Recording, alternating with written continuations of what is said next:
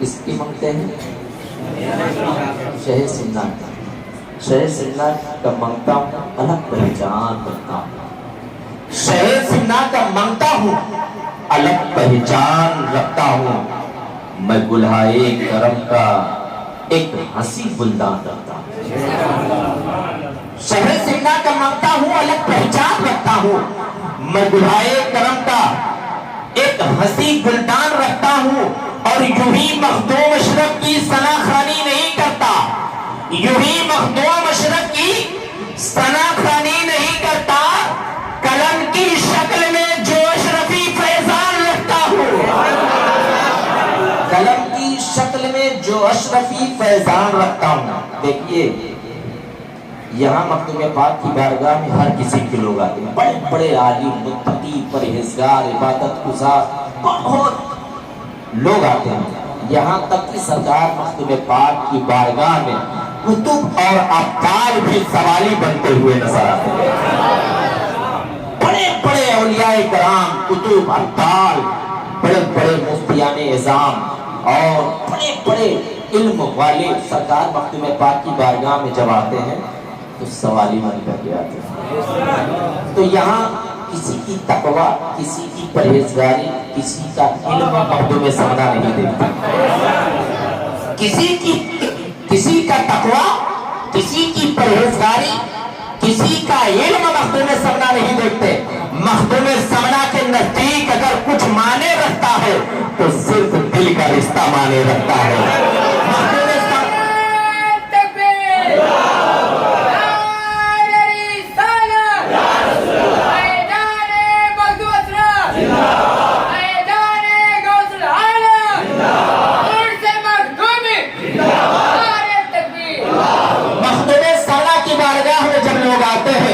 مخدوم سمنا یہ نہیں دیکھتے کہ یہ کتنا دولت مند ہے، یہ عزت والا ہے، یہ منصب والا ہے، یہ متقی پرہیزگار ہے، بلکہ مخدوم سمنا کی بارگاہ میں جب لوگ عرض گزار ہوتے ہیں، مخدوم سمنا دل کی تختی پر لکھے ہوئے الفاظ کو دیکھ کر کے اس کی حیثیت سے زیادہ اسے عطا کر دیا، حیثیت سے زیادہ اسے عطا کر دیتے ہیں۔ کسی شاعر نے کیا خوب کہا ہے کہ جسے چاہیں وہ جسے اپنی نگاہوں سے پلا دیتے ہیں، وہ جسے اپنی نگاہوں سے پلا دیتے ہیں، اسے میکش نہیں میخانہ بنا دیتے ہیں،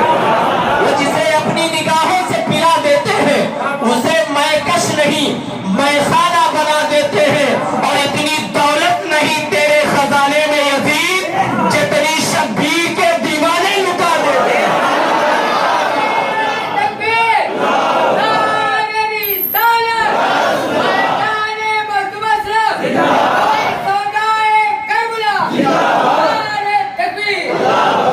سرکار مخدوم پاک کسی کو عطا کرتے ہیں تو اس کا مقابلہ کرنے والا کوئی پیدا نہیں ہوتا،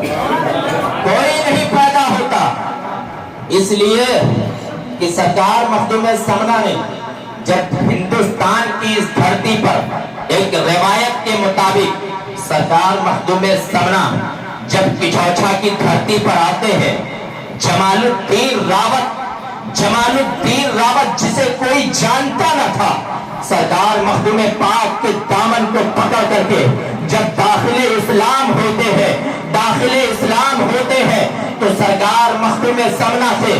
جب لوگوں نے کہا کہ سرکار یہ زمین ایک دیو کے قبضے میں ہے، وہ روحانی طاقت سے ہی ہٹایا جا سکتا ہے، تو سرکار مخدوم سمنا نے فرمایا کہ اس سے مقابلہ کرنا یہ میری شان نہیں ہے، آج میرا ہی مرید، آج داخل اسلام ایک شخص ہوا ہے جس کا نام جمال الدین راوت ہے، جمال الدین راوت اس دیو کا مقابلہ کرے گا۔ جمال الدین راوت کو بلایا گیا، سرکار مخدوم سمنا جب جمال الدین راوت کو بلاتے ہیں کہ جاؤ اس دیو سے مقابلہ کرو، جمال الدین راوت فرماتے ہیں حضور میں آج ہی داخل اسلام ہوا ہوں، مجھے کسی بارے میں جانکاری نہیں ہے، مجھے کوئی علم نہیں ہے۔ سرکار مخدوم پاک کی رحمت جوش میں آتی ہے، سرکار مخدوم پاک اپنی ظاہری زندگی میں پان بہت نوش فرماتے تھے، سرکار مخدوم پاک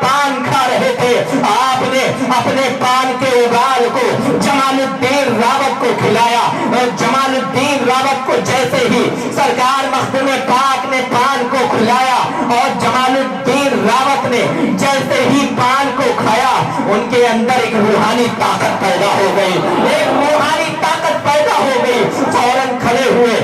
ہو کر کے جمال الدین راوت اس دیو سے مقابلہ کے لیے جاتے ہیں۔ جب دیو سے مقابلے کے لیے جاتے ہیں، دیو نے چند لوگوں کو بلا کر کے رکھا تھا اور جادوگروں کو بلا کر کے رکھا تھا۔ وہ سبوں نے اپنی اپنی جادوگری دکھایا، یہاں تک کہ جمال الدین راوت کے سامنے شیرنیوں کا ایک جھنڈ بھیجا گیا۔ جمال الدین راوت نے نگاہ اٹھائی، فوراً وہ شیرنیوں کا جھنڈ ختم ہو گیا، سرکار مخدوم پاک کے اس مرید کے سامنے، جمال الدین راوت کے سامنے چوٹیوں کا ایک لشکر بھیجا گیا۔ آپ نے نگاہ ڈالی، وہ چوٹیوں کا لشکر ختم ہو گیا۔ پھر ایک دیو کھڑا ہوتا ہے، ایک جادوگر کھڑا ہوتا ہے، اور وہ سرکار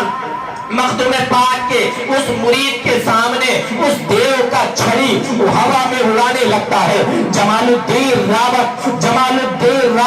سرکار مخدوم پاک کے عصا کو اٹھاتے ہیں، ہوا میں اڑاتے ہیں۔ جب ہوا میں اڑاتے ہیں، ایک روایت کے مطابق جمال الدین راوت نے سرکار مخدوم پاک کے اس عصا کو ہوا میں جب اڑایا تو دیو کے اس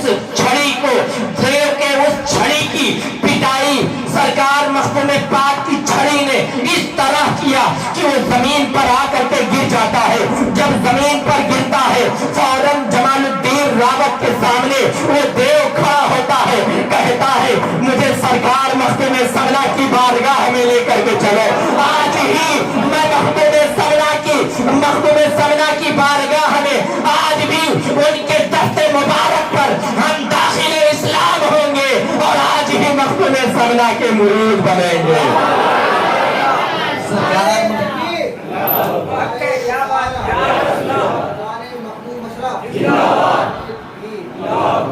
جمال الدین راوت کو سرکار مخدوم پاک نے صرف پان کا اگال کھلایا تھا۔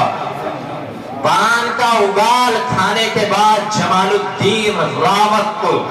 ان کا مقابلہ کسی نے نہ کر پایا۔ اسی لیے کسی شاعر نے کیا خوب کہا ہے، وہ جسے اپنی نگاہوں سے پلا دیتے ہیں اسے میں کش نہیں میں خانہ بنا دیتے ہیں۔ اتنی دولت نہیں تیرے خزانے میں یزید، جتنی شبیر کے دیوانے لٹا دیتے ہیں۔ اللہ سے بولو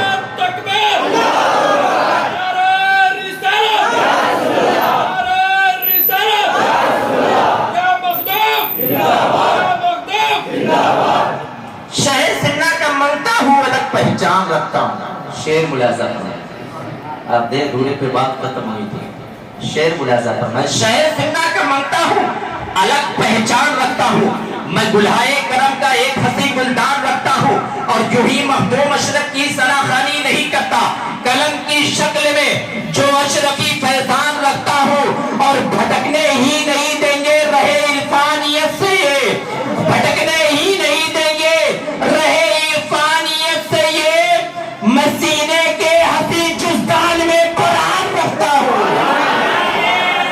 تکبیر تکبیر سید میلاد النبی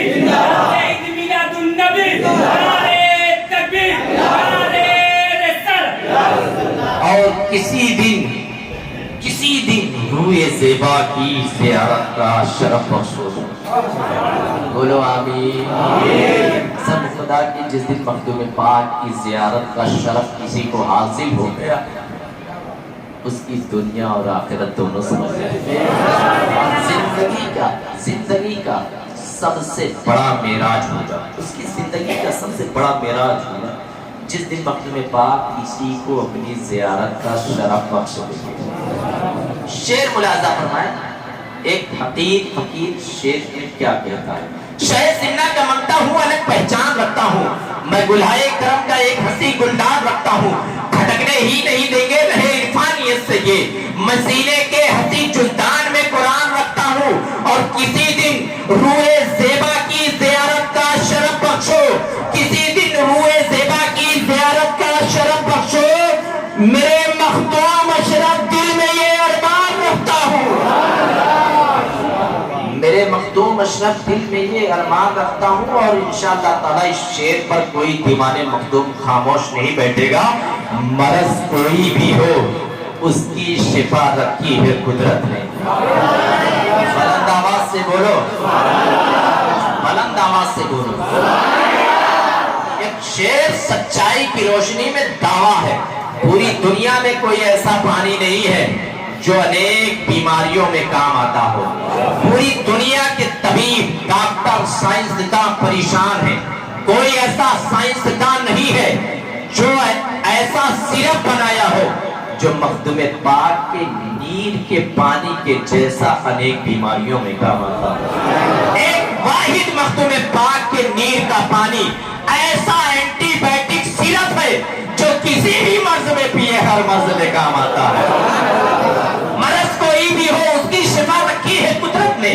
شہر سمنا کا منگتا ہوں الگ پہچان رکھتا ہوں، میں گلہائے کرم کا ایک ہنسی گلدان رکھتا ہوں، بھٹکنے ہی نہیں دیں گے رہے عرفانیت سے یہ، میں سینے کے ہنسی جلدان میں قرآن رکھتا ہوں، کسی دن روئے زیبا کی زیارت کا شرف بخشو، میرے مخدوم اشرف دل میں یہ ارمان رکھتا ہوں، اور مرض کوئی بھی ہو اس کی شفا رکھی ہے قدرت نے، مرض کوئی بھی ہو اس کی شفا رکھی ہے قدرت نے،